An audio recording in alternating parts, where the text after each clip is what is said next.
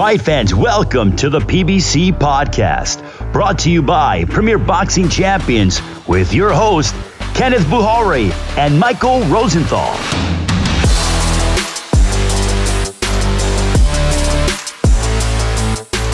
Welcome, everyone, to the PBC Podcast. I'm Kenneth Buhari. I'm Michael Rosenthal, editor of USA Today's Boxing Junkie. Thanks, as always, for tuning in. Joining us this week, we've got two-division world champion and modern boxing great Danny Garcia. And on Toe to Toe, Mike and I introduce robbery or close fight. We're going to examine three fights and debate whether they were robberies or just simply close fights. But with that, let us bring in our guest this week. As I mentioned, one of the great junior welterweights of this era, a two-division world champion looking to become a three-division world champion, Danny Swift Garcia. Danny, I saw you on IG, you and your family in Times Square. What made you come out to the Big Apple? You know, New York has always been like a second home to me, especially like always fighting at the Barclays Center. But my daughter, she wanted to go it's this little Trolls. It's like a Trolls store, and they got like Trolls, it's like a Trolls experience basically. You got like a little Trolls playground, you got a little show. So I took my daughter basically to see that, and then we just walked through Times Square, and that was pretty much it. And drove back home. You guys didn't check out any food spots while you were out in New York, or? Yeah, we actually ate. Yeah, we ate like at this Irish spot. It's like Irish food. Okay. Tried some food. It was pretty good. Okay. And then we just went back home. So, Danny, I'm a West Coast guy. I'm in LA. So, where's the food? Where's better food, New York or Philadelphia? That's a good question. You know, I never really tried too many places in New York, so I can't really compare it. But I would have to say Philly only because I ate more food here than I did in New York. So it was like I have really nothing to compare off of. Okay. Danny, it's been a while since we caught up with you. What have you been up to since your win over Jose Benavidez Jr.? You know, just spending time with my family. You know, I got a third child on the way. I have a boy on the way. Finally, got two girls, got my boy on the way. You know, training, staying in shape, helping the guys in the gym, you know, spending time with my family, my mom, my pop, my brothers, my sisters. Of course, keeping my head in the boxing game because I'm a fighter at the end of the day. You know, I'm about to start my own promotion, Swift Promotion, you know, so I'm going to start signing fighters and giving fighters my platform. So now I feel like at this part of my career, you know, I want to start giving back to other fighters. Yeah, did you have a card like a month ago or so, or? Yeah, I did. Well, I co-promoted, you know, with Joe Frazier. Oh, wow. It was his dad's, I think, 81st, Joe Frazier Jr., his dad's 81st birthday, I think. Okay. I guess they want to do it big for Philly, so it's no bigger than Joe Frazier and Danny Garcia. So, you know, I kind of collabed with them, and we did a show, had three of my guys on there, and they all won. So it was a good night. Now you talked about you got to keep your head in the boxing game still. There was talks that you might fight Erislandy Lara at some point last year. Has that been frustrating for you? Is that just part of the game, waiting on, you know, the fights? You know, as a fighter, you know, my dream was always to be a three-division world champion. So that was, you know, that fight was I called him out after I beat Benavidez, and the fight was made. He agreed to it. I agreed to it. But, you know, it never happened. I know he's fighting on the 30th, so, you know, I have my eyes open for that. Was I frustrated? Yeah, a little bit, because, you know, I'm on a little bit longer layoff than I wanted to be. I feel like I came off a great performance, and I would love to still active. So that's the only part that's like a little bit frustrating. You know, I want to stay sharp, and win that third division. But I know everything happens for a reason. And in this game, it's all about patience. You got to have patience. And, you know, I know Al Haymon always has a plan. So I never really questioned him. And I just kind of, you know, roll with it. You know, it seems like a lot of guys these days spend more and more time in between fights. You see a lot more longer layouts between fights. Do you think that, I mean, does that help your body to heal? You know, I think I read somewhere where you said that you feel better than ever. Is that true? Definitely. Well, I feel like when you're a young fighter, it's important to stay active because number one, you're getting experience, you're getting better, you're staying sharp, and you get a lot of momentum when you stay active as a young fighter, and that's how you get better. That's how you get more rounds. That's how you learn. You find different styles. But I feel like once you get, once you won so many world titles and you've been to so many championship fights, you kind of already know how to prepare for a big fight. So I feel like at this point in my career, like when I fought Benavidez, I was on an 18-month layoff Right. after the Spence fight. And my brain felt clear going into that fight. My body felt fresh because I already know what I had to do to get ready.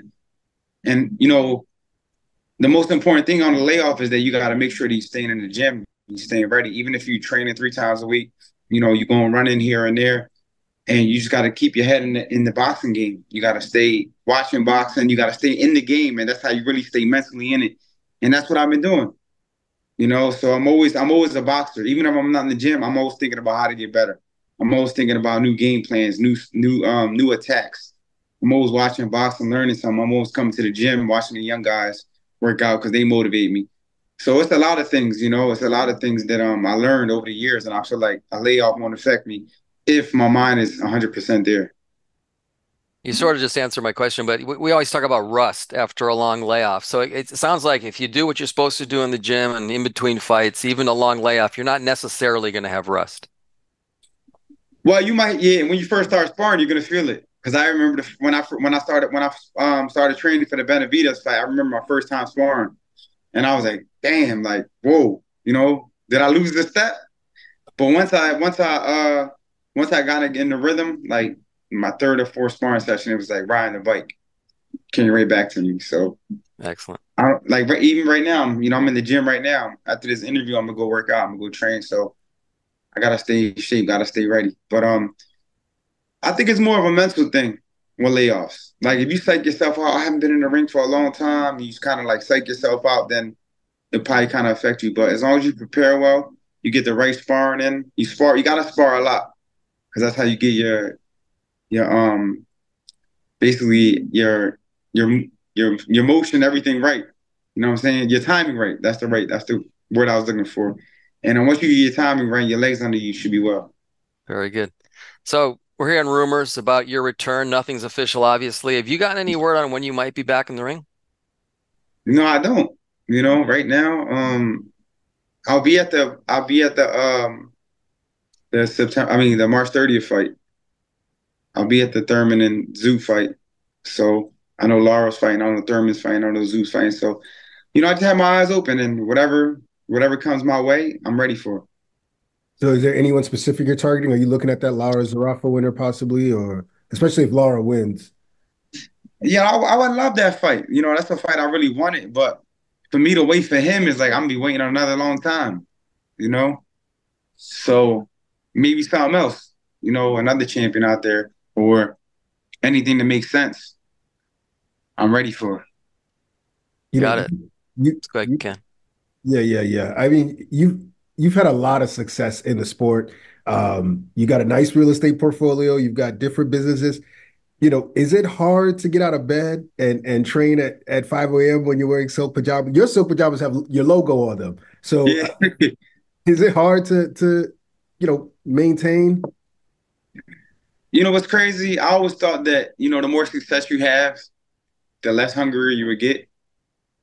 But I feel like, that is true, because at the end of the day, you're not that young guy no more who's willing to die in the ring, I mean, you step in the ring, you can still get hurt. So it's still a possibility that anything can happen. So when a fighter says, oh, I will never die in the ring and all that stuff, that's not necessarily true because when you step in that ring, you're already taking the risk.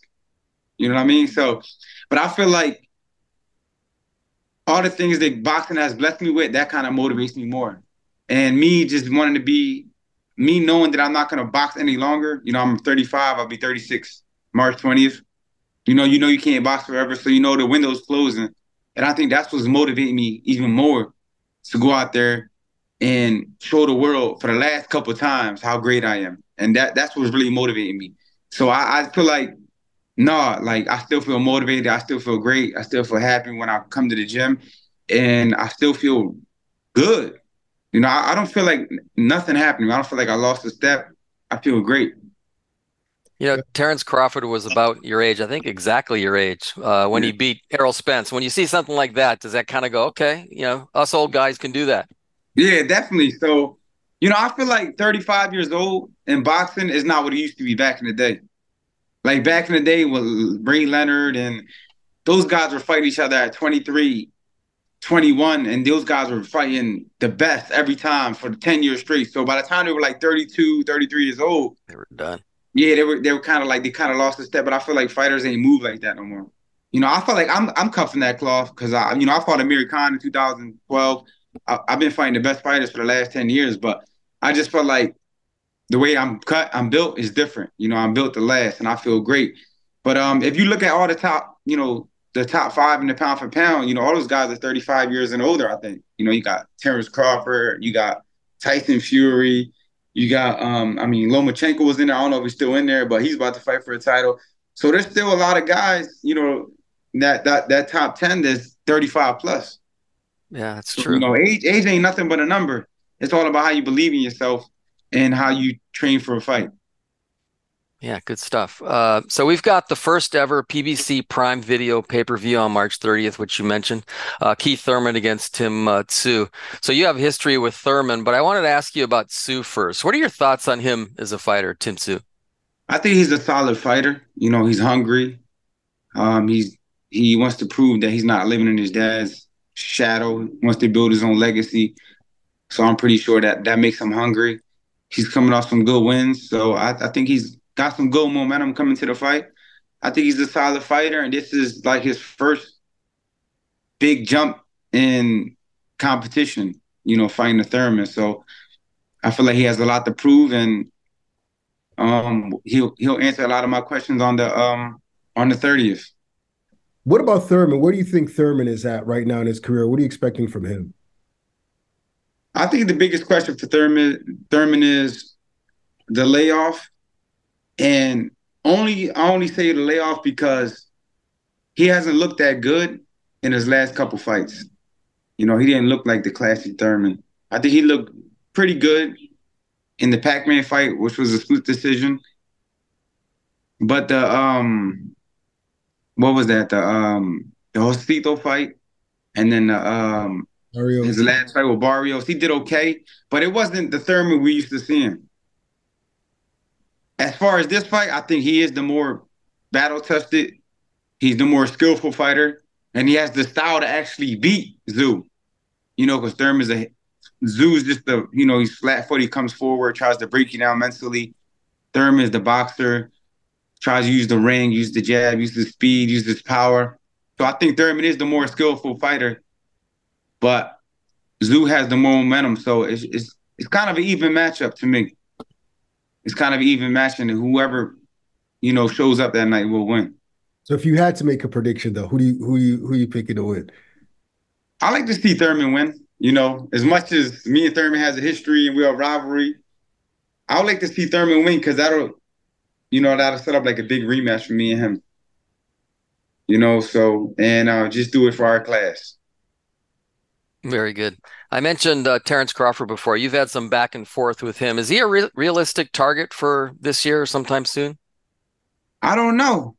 I really don't know. You know, like for me, I really don't know what's next, but I know that anything's possible. Anything's possible. Any fight can be made. And any fight is possible. I would love to get in the ring with, you know, any top fighter, any great. So whatever makes sense. Got it. So a lot of folks have been clamoring for Crawford to face Jaron Ennis. You're very familiar with Ennis. Obviously, you're both from Philadelphia. What do you make of that matchup, Crawford versus Ennis, if that happens?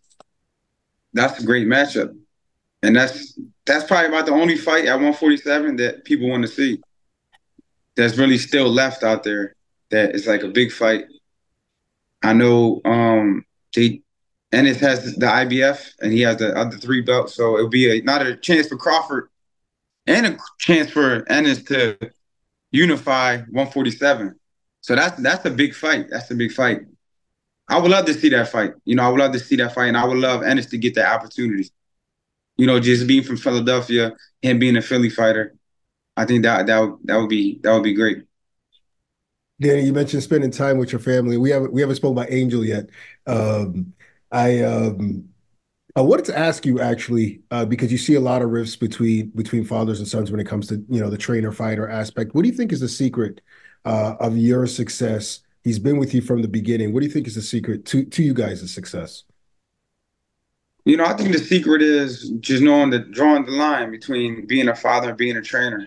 I think that's the hardest part. Like, especially for young guys, when your dad's your trainer and you got to go home and you eating dinner and all you talking about is boxing and sparring.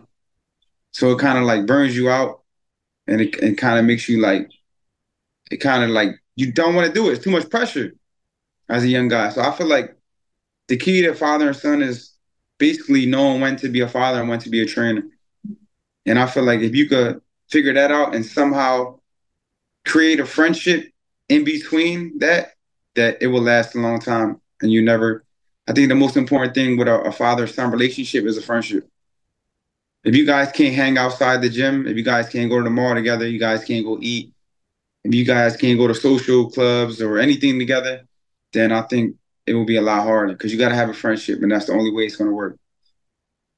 You've accomplished so much, obviously. Your 140 run is probably the best 140 run of this century. You've been unified champion. You've won titles in two weight divisions. You fought a who's who from 40 to 47. What's left for you to accomplish? I want to be a 3-division world champion. That's my goal. So I know 154, there's Zoo and then there's Charlo. I know Zoo's fighting. The Charlo fight was presented to me, that's the opportunity for me right there. So that's the fight that makes sense. And then, the Lara fight was 160. I really don't know who else is at 160 as the champion. So those are only 3 fights that makes, are for me to become a 3-division world champion. But I would love to at least get that opportunity. And I feel like two divisions is great, but 3-division it's a different league. It's a different instant Hall of Fame status. There you go. Is there a specific, it's kind of a hard question, I guess, but is there a specific performance or accomplishment that you're most proud of in your career? Definitely. Amir Khan, because I was an 8-1 underdog. Matisse, because I already defended my title 5 times and I was still the underdog. People thought he was better than me. I would say even the Thurman fight, because I felt like in my heart I won that fight, and that was my first defense at 147. And I tried, I was trying to unify 2 divisions back to back. So I feel like even those 3 fights right there, to me, means a lot in the history, because it shows how great I was, and I was never afraid to take chances. I was never afraid to be great. This is true. So we've talked about the age thing. I followed your career almost from the beginning. It's kind of hard for me to wrap my head around the fact that you're going to be 36 years old. The days when you were a kid fighting guys like Nate Campbell, Kendall Holt, and Eric Morales, and all those guys, it just seems like yesterday to me. Do you ever stop and think, damn, that went by fast?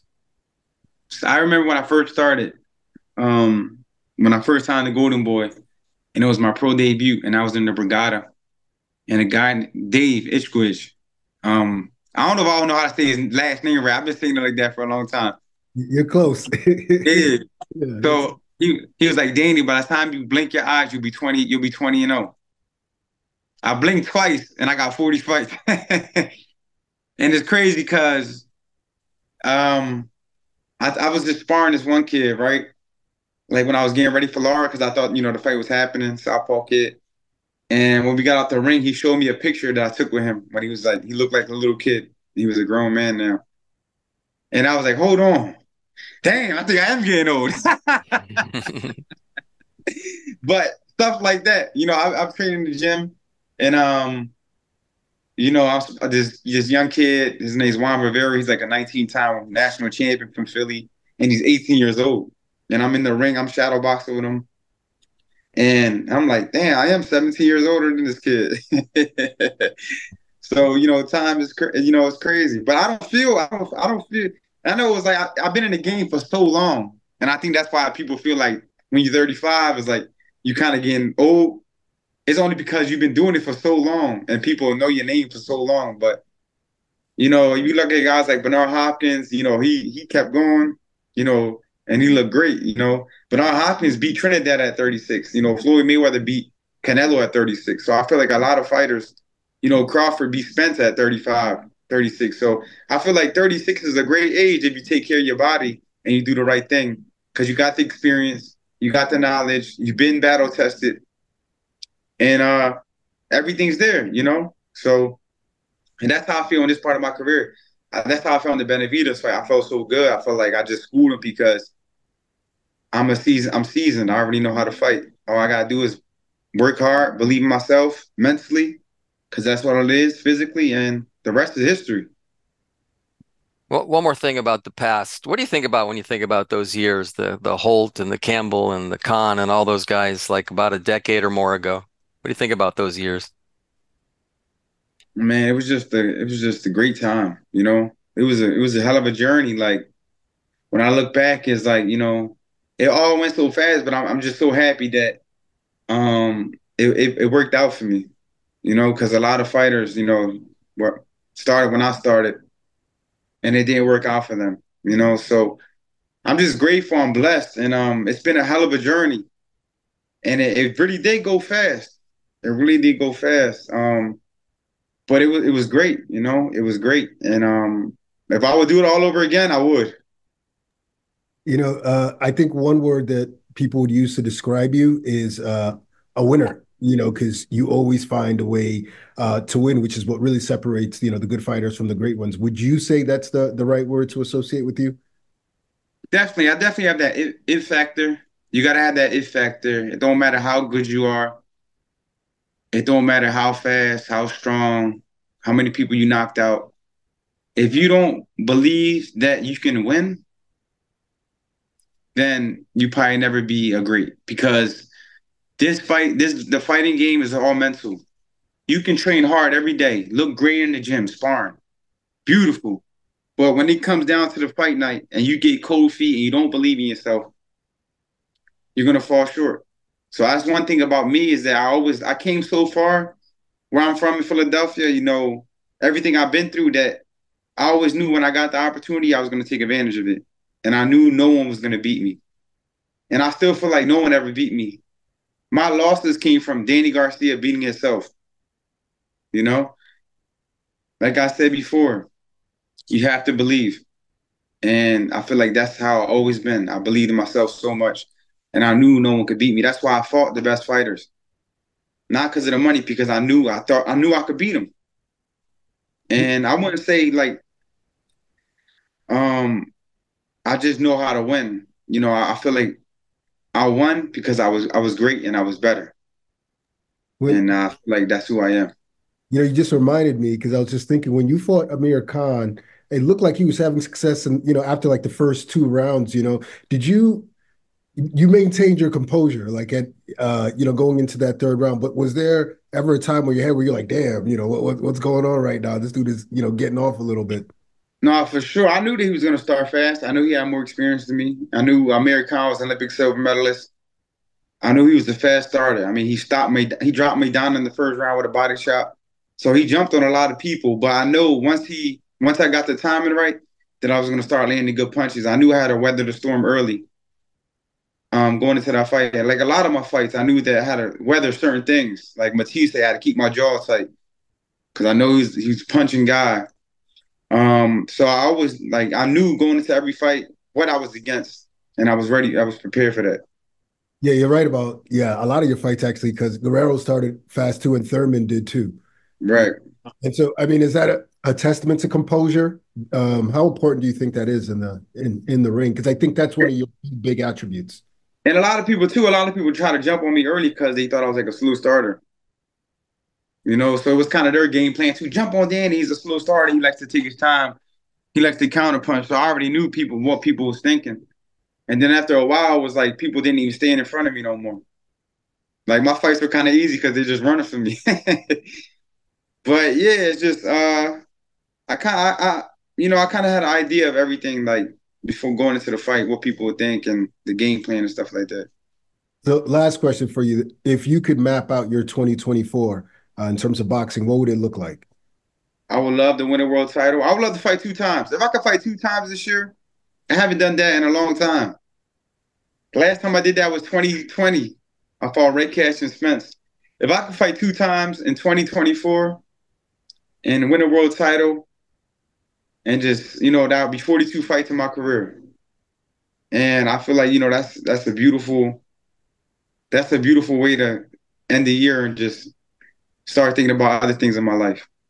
Yeah, but you win a world title, you can't just walk away. I mean, I want to walk away with my head straight. Yeah, I hear you.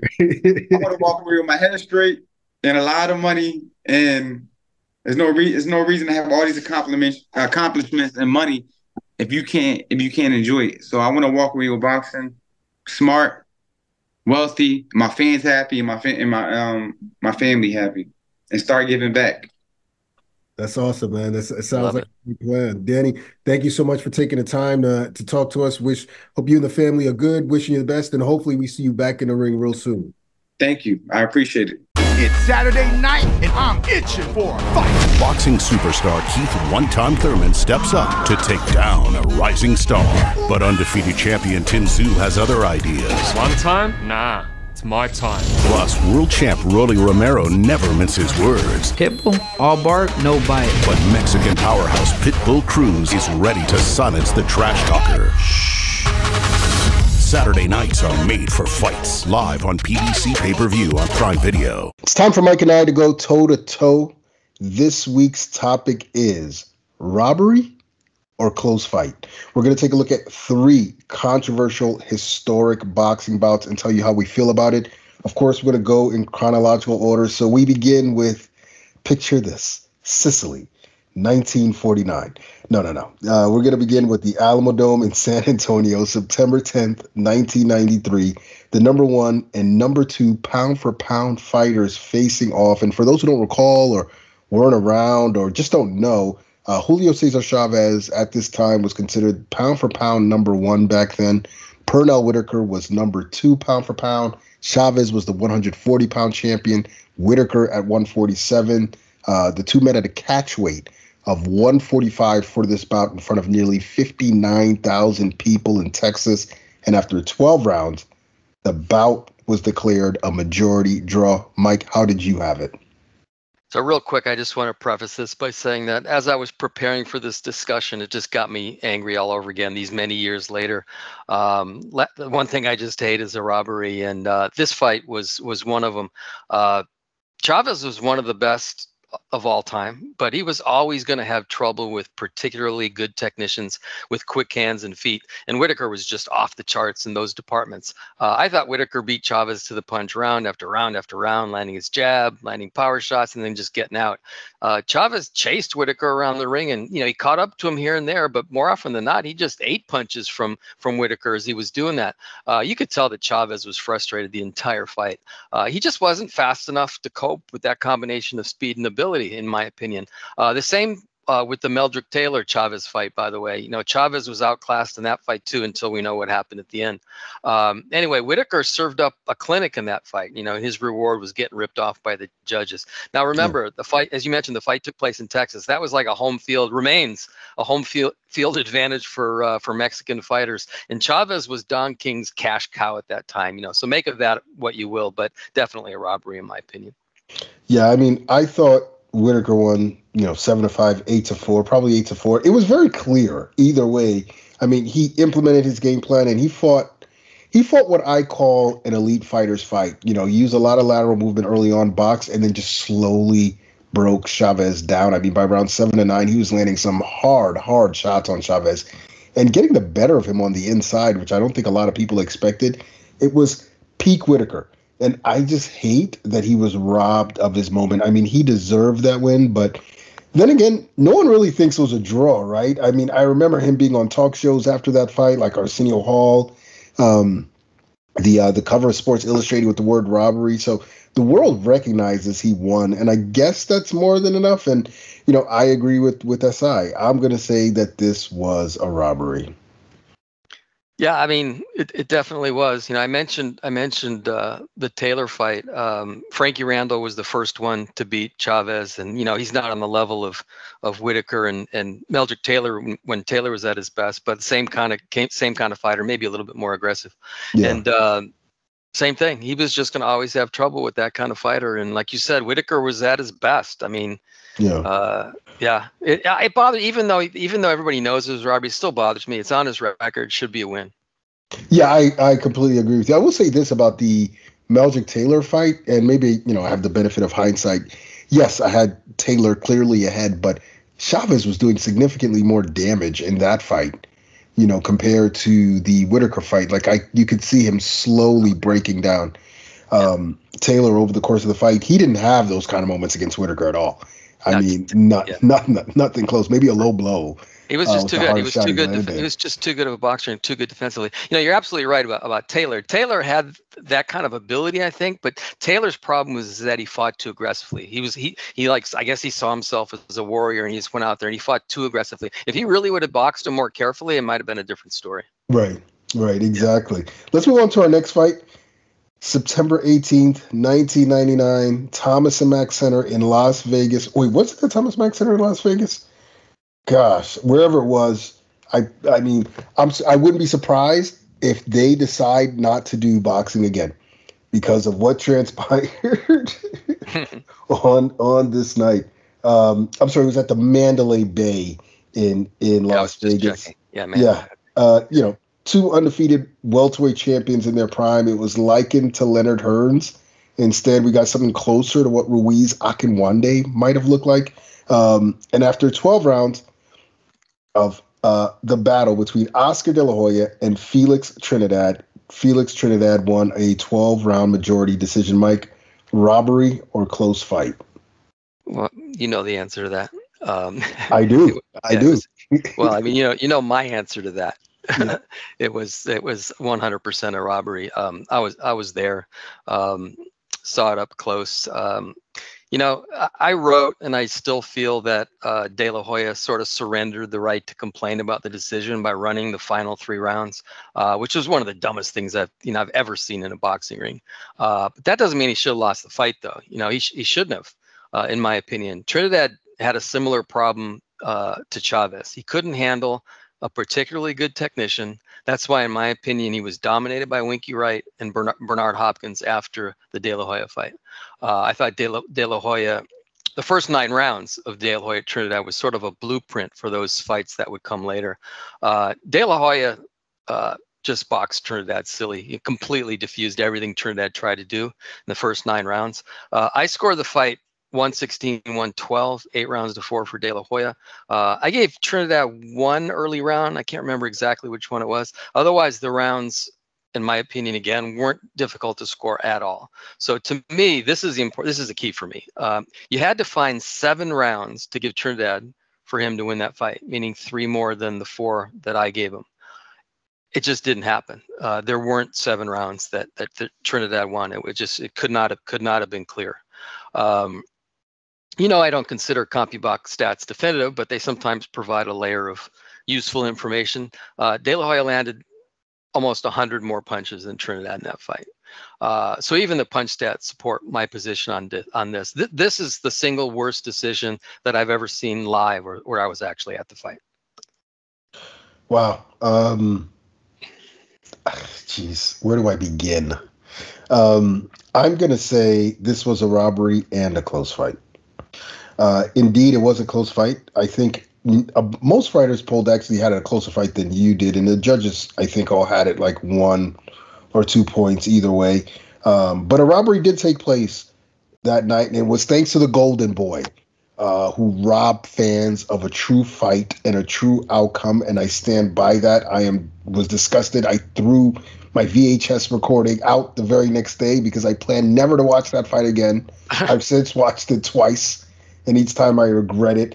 I knew we were in trouble in round 1 when he started, when Oscar started prancing around the ring like an 80s backup dancer. I thought, oh, Lord, is this the strategy? Well, that's not going to work. And sure enough, it didn't, because by the 9th round, he was a spent force. I mean, we know what happened after that. He ran. he ran, and he ran some more. And he could say he was trying to run out the clock, and I believe him. Except he doesn't want to say that he didn't want to get hit by Tito anymore. And that was the reason why he ran. And it cost him. I mean, Trinidad implemented the better strategy and won, and rightfully so. I mean, I know even you. I mean, no one can complain about this decision because of the way Oscar fought. I felt it was a close fight. I thought, the first round was up in the air. The second round was a clear Trinidad round. There were a couple rounds from, I think, the seventh round. And I think it was around the seventh round that Oscar began to wilt a little bit. And he had his best round in the ninth. And that's when he stood his ground on. He threw more, and he also ate more shots. And that convinced him, I can't risk this. And so he just, got on his bike for the rest of the fight. And, Oscar robbed fans of a real outcome. I believe that he knew he was getting stopped. And I always say this, if he was outboxing Felix Trinidad so well, why didn't he just continue to outbox him? I mean, what was the danger in that? He wasn't getting hit, right? So why not just continue to outbox him? Oscar knows why he didn't, quote unquote, continue to outbox him. It's because he was slowing down. Trinidad, who was who built up steam as the fight went along, carried his power late. And, I remember an interview Trinidad did actually regarding that ninth round when he said, yes, I hit him really hard in that ninth round, and I saw that he felt it. And Oscar didn't want any more problems after that. And you know what? He should have just kept on boxing like he said he was, like he supposedly was doing. Obviously he didn't, and it cost him. And I don't feel bad about it, Mike. I don't feel bad about it at all. I don't feel bad about it, except for I just thought it was an injustice. But otherwise, I don't feel bad about it. I mean, the right guy should win a fight. In this case, he didn't. I agree with some of the stuff you said. I disagree with some of the stuff. Some of the stuff we'll never know. Like you said, that the reason that he ran the final 3 rounds because he felt his power. Maybe it sounds logical. I mean, he said something different. He said his cornerman told him that you're so far ahead, just cruise. You don't need to engage this guy, because we all knew about Trinidad's But he power. wasn't engaging with him anyway. So why not just keep cruising then? Keep doing what you're doing. It wasn't like he was standing go toe to toe.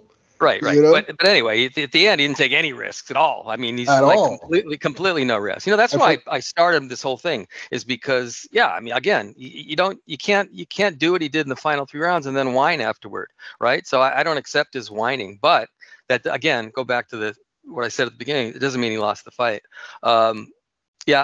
I don't know. I agree with you. We're not going to agree on the decision. To me, clear, 100% clear decision for De La Hoya. And I wonder whether he's just thinking, listen, this guy could hit like a heavyweight. There's no point of getting anywhere near this guy in the final few rounds. I'm just going to cruise, have my hands raised, and I'm good to go. But the fight was crap. The fight was horrible. I remember it was a big disappointment. There was there was so much hype, and it was a complete dud, because the way Oscar approached the fight, and the fact that Trinidad wasn't that great of a boxer.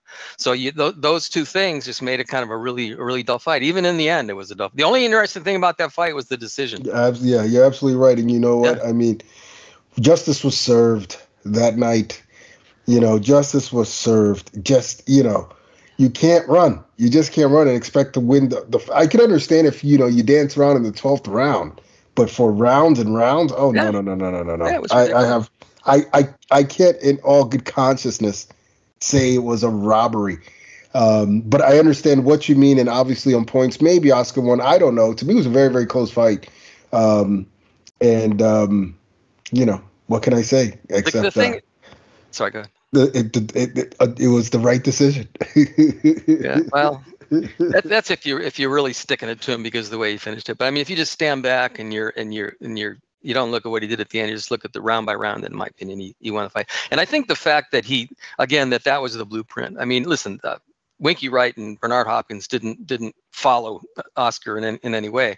They don't care how Oscar performed against Trinidad. But you saw that Trinidad could have big problems with a really good boxer, experienced boxer. And Winky Wright and Hopkins could sort of, in my opinion, sort of embarrassed Trinidad. And I love Trinidad. First of all, fantastic guy. I liked him better than Oscar, much more.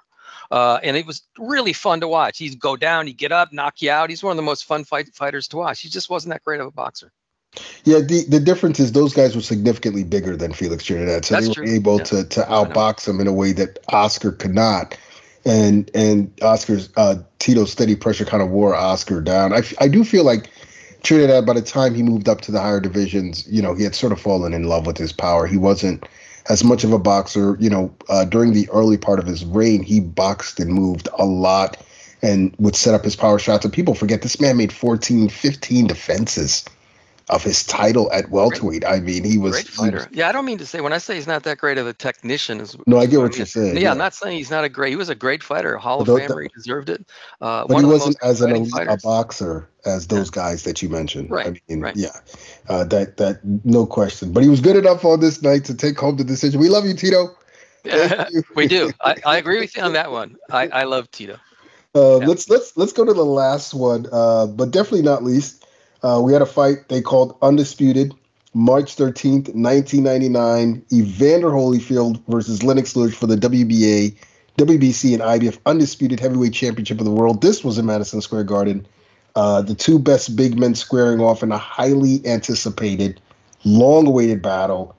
The action definitely didn't live up to the hype in this one. I mean, after 12 rounds, if you were still awake, you were definitely awakened by the decision. It was ruled a split draw. Mike, robbery or close fight? 100% robbery. First I want to say that Holyfield is one of my all-time favorite fighters. I've said many times that had he been a natural heavyweight, I think he would have been the greatest heavyweight of all time. That being said, I'm still infuriated that he was given a draw in that first fight with Lewis. I would just ask somebody I don't know anybody who does, but I would ask somebody who thinks Holyfield deserved a draw. I would say, what did he do in that fight to earn a draw? Lewis just dominated him in every aspect of the sport. Holyfield couldn't get inside that jab of Lewis's, one of the best jabs of all time. He just ate all kinds of power shots trying to get inside, just round after round, which is why his trainer, Don Turners, repeatedly implored him in the corner, man, you got to get going. You got to get going. I don't remember his exact words, but I know he was trying to light a fire under him. I think it was Larry Merchant who said that Holyfield looked like an old fighter, and he did in that fight. Lewis just picked him apart like a sharpshooter at a target practice, and there was nothing he could do about it. I thought it was one of the greatest performances of Lewis's career. It wasn't a great fight, as you said, but it was a really good performance, given the opponent. I mean, Holyfield's still Holyfield. I was sure he had won a one-sided decision, so I remember my jaw just dropped when I heard the result. I ended up watching that fight with a group of people, including a 14-year-old kid who hadn't seen many fights. And I remember he said to me after the decision was announced, he was just agog. He said, I don't understand. He said, Lewis clearly won that fight. So even the uneducated eyes of a young teenager could see that. It was a dark day for boxing. Excuse me. At least Lewis got the opportunity to set things right in the rematch. But yeah, that was bad. Yeah, I mean, honestly, this might be the worst one out of all of them. It was really, really bad. Clear robbery. And one that was really head scratching. Like, wait a minute. Like, what did I just hear? And why? What is the purpose of this? He just didn't do anything. Lewis landed like more than 2.5 times more punches than. Sorry to interrupt. Yeah, no, you're right. He outboxed Holyfield that night, and honestly, Evander was very disappointing. I mean, either couldn't or wouldn't let his hands go, as you just said. Like, he barely threw any punches that fight. He had no answers for Lewis whatsoever. Hence why in the 5th round, he stood on the ropes and tried to bait Lewis into a counter shot. It was just a rough night for him, a clear decision for Lewis. One thing I will say, maybe this sort of took the air out of Evander's sails, but I'll never forget leading up to the fight. He said the prophet had told him that he was going to knock Lewis out in the 3rd round. And his best round was the 3rd round. He landed some really good shots in that round. And I remember Jim Lampley at one point, like, Holyfield pouring it on, trying to fulfill the prophecy. It was all I could do from not laughing. But it was a great round. And then afterward, I remember when the bell sounded to end the round, Lewis walked back to the corner, and Holyfield just sort of looked at him as he was walking back to his corner before turning around, and it was all downhill from there. Another thing I will say about Holyfield is that he performed significantly better in the rematch. I mean, in fact, he fought a really, really good fight in the rematch and gave Lewis a lot of trouble. I thought the rematch was a lot closer than what the scorecard suggested, and maybe Lennox got a little bit of the benefit. Not saying he lost, but Lennox got a little bit of the benefit of the doubt in some rounds because of what transpired in the first fight. But as far as that first fight, that was a clear robbery. Yeah, I think most people agree with that.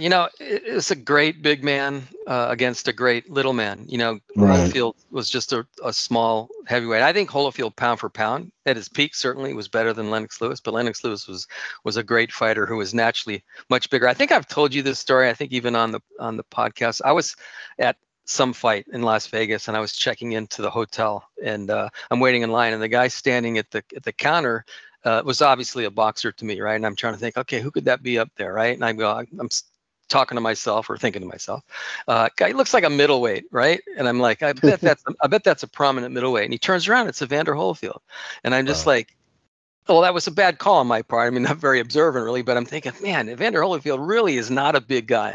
He's just not a big guy. And if you've been next to Lennox Lewis, he's huge. He's a really big guy. So Holyfield he was a natural cruiserweight. I mean, for him to go again, that's why he had problems with Bo too. Bo was another big, really talented big guy, and Holyfield had big problems. And then again, if you look at, I think he was also declining. He was 30. Yeah, he certainly was for the Lewis fight. And if you look at what he did after that, he lost to John Ruiz a couple fights later, and he was never really the same. I think he had already started to decline a little bit. Remember, this guy had been fighting. He started declining well before then. Yeah. Remember how he was in the '84 Olympics, right? So I mean, the dude had a long career, and he fought a lot of fights. So he was definitely wearing down, and against a lot of guys that were bigger than he was. So we shouldn't be surprised. But I want to give him his props again, though, pound for pound at his peak. He might be the best fighter I ever saw. Yeah, there was nothing that Evander Holyfield didn't have: footwork, hand speed, combination punches, chin, popping both fists, durability, inside fighting. Swarming, could box on his back foot. He was really that incredible to watch. You look at him over the course of his career. I mean, it was insane. I'll put it to you like this, and I think we discussed this before, but I didn't see, those fights with Riddick. I think I was in boarding school at the time or whatever. And Evander Holyfield, I remembered, was a guy who, I mean, when he signed to fight Mike Tyson in 1996, I didn't understand why he was the underdog. I was like, there's no way Mike Tyson is beating this guy. Yeah, there's no way. I had missed the Bobby Ches fight and the third Bo fight. So maybe, obviously my perception was a little skewed, but I was like, there's no way Mike Tyson can beat this guy. He's way, way too good. And I was so, elated that night. I'm still mad at my brother for not betting $100 at Holyfield, because we'd all be very rich by now. But yeah, he truly was a special fighter, and so was Lennox Lewis. Lennox, to me, at his peak at heavyweight, I mean, what heavyweight could beat him? Maybe Ali.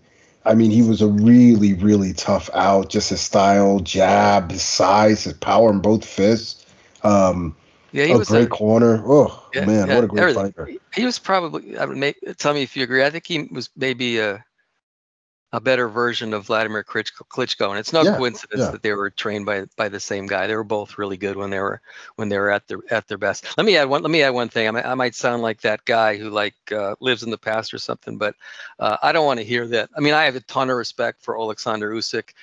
Not as good as and Holyfield's on the same track. Not as good as Evander Holyfield. Really good.